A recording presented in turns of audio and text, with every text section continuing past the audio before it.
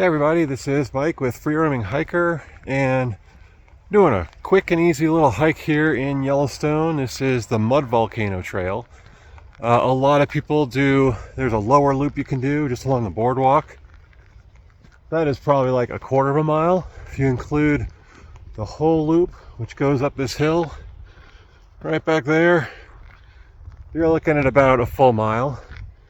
And it does climb up a hill, so there's some elevation gain, but not too challenging, especially if you go clockwise.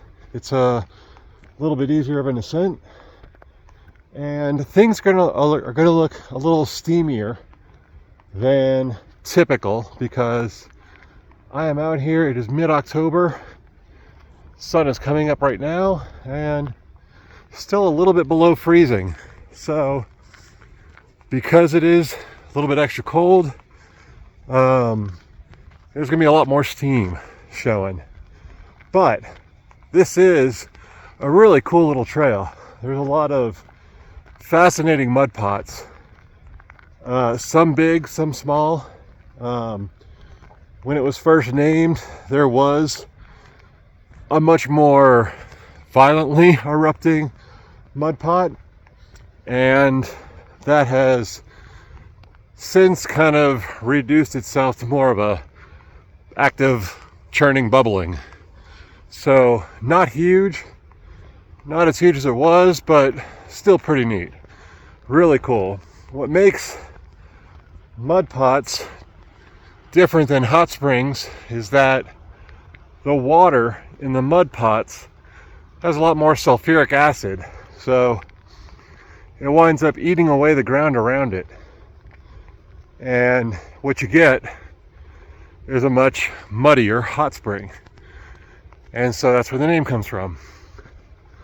So I'm gonna keep heading up and show off some of this really cool hike.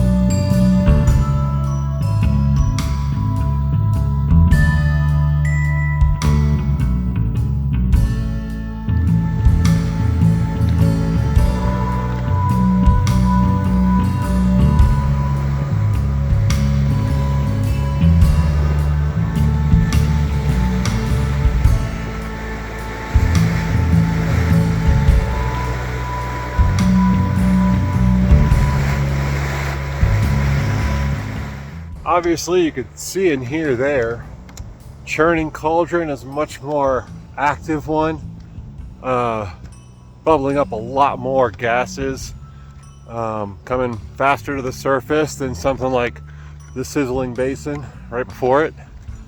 And that's sort of what makes this whole area so fascinating. Is it's very dynamic. You're never going to see two hot springs or two mud pots or anything like that that look exactly the same. And because that acid is eating away the ground, it's more or less always changing. Yellowstone is one of those places where you can come visit 1 year later and everything looks completely different. So maybe not completely different, but there are a lot of changes that happen throughout Yellowstone, and boardwalks get rerouted sometimes, trails get rerouted, and just because thermal features are always shifting and moving.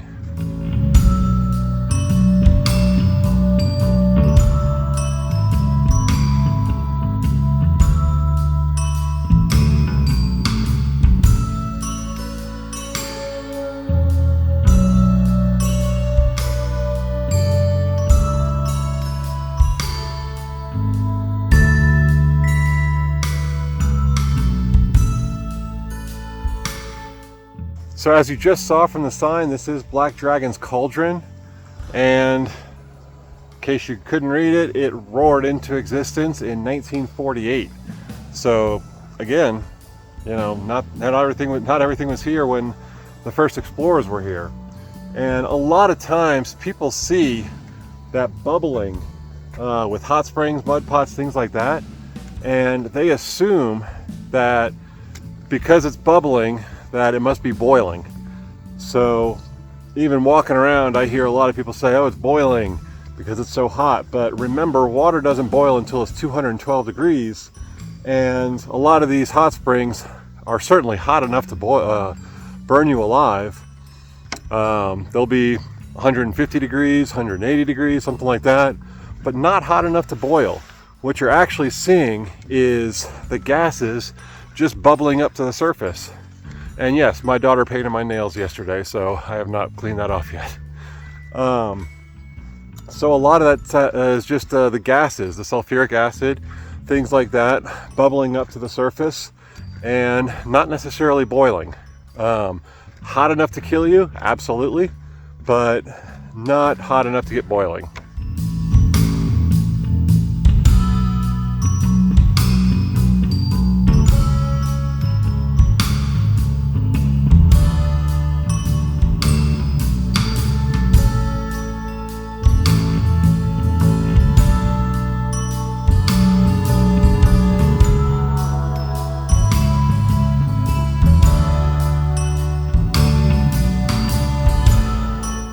As you can see, that was Sour Lake, a pretty massive mud pot, probably the biggest one in this area.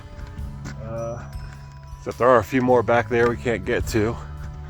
Both the Dragon's Cauldron, I think that's what it was called, and Sour Lake are on just short spurs, only like 50 yards each, if that.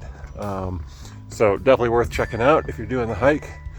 And from here, the hike, the little trail, we are kind of on a boardwalk right now. This drops back down to the other side, goes over a small little saddle, and then heads down to the Mud Volcano proper.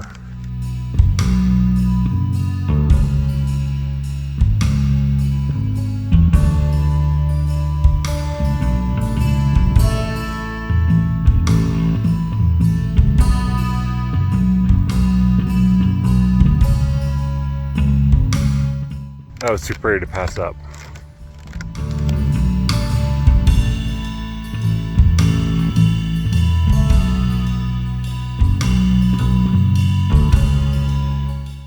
Also, if you do follow the Instagram account, Taurons of Yellowstone, which I highly recommend, you will occasionally see bison in this area. It's not uncommon to see bison here. And a lot of times people will be crowding the boardwalk thinking bison just won't get on the boardwalk. They will, and they will jump up, and bison can run 35 miles per hour. So if you are in their way and you're upsetting them, they're gonna move you easily. So always give bison plenty of room, any wildlife for that matter, of course. But definitely bison, because they are here a lot and they cause the most injuries in Yellowstone because people do not give them the respect they deserve. So always make sure you're giving them lots of room. If you don't think they can jump up on the boardwalk, bison can jump 5 feet from a standstill, so do not test that.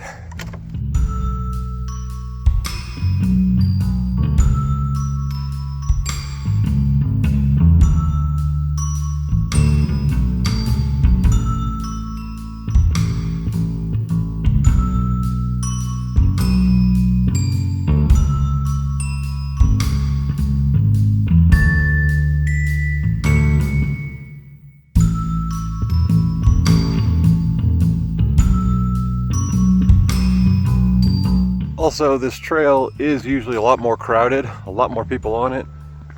If you're wondering why there's nobody on the boardwalk, it's because it's right around sunrise in mid-October. Most people that come here this time of year are more photographers looking for wildlife. and things like that. Not a lot of people hitting the boardwalks or trails, so got it all to myself right now.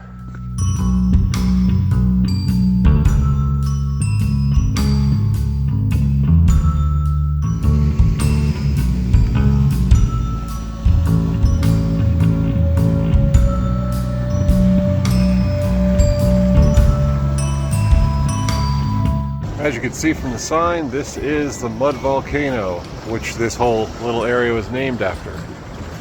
And 1870 was a lot bigger, made much larger eruptions, as the sign said. Always read the signs, by the way. Really fun information there. You can learn a lot. And yeah, it's just kind of a more active mud pot right now, but had much larger eruptions back when it was first discovered, and now just a really pretty feature along the trail.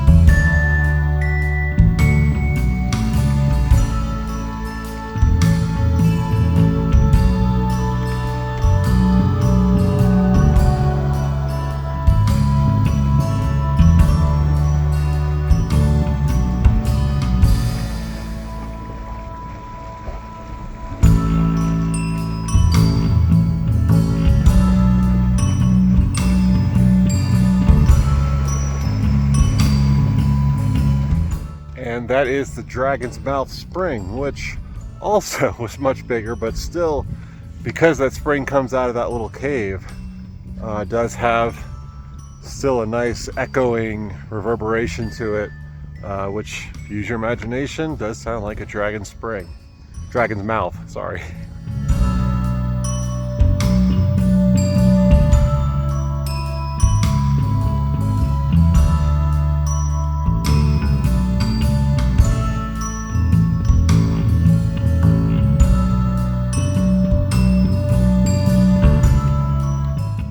And so with that, I am closing out this little mile loop at Mud Volcano. Yeah, there's more information in the description, a written description on my website if you'd like to check that out. If you have any questions or comments, please leave them down below. And also please like and subscribe. It goes a long way and I really appreciate it. And until next time, happy trails.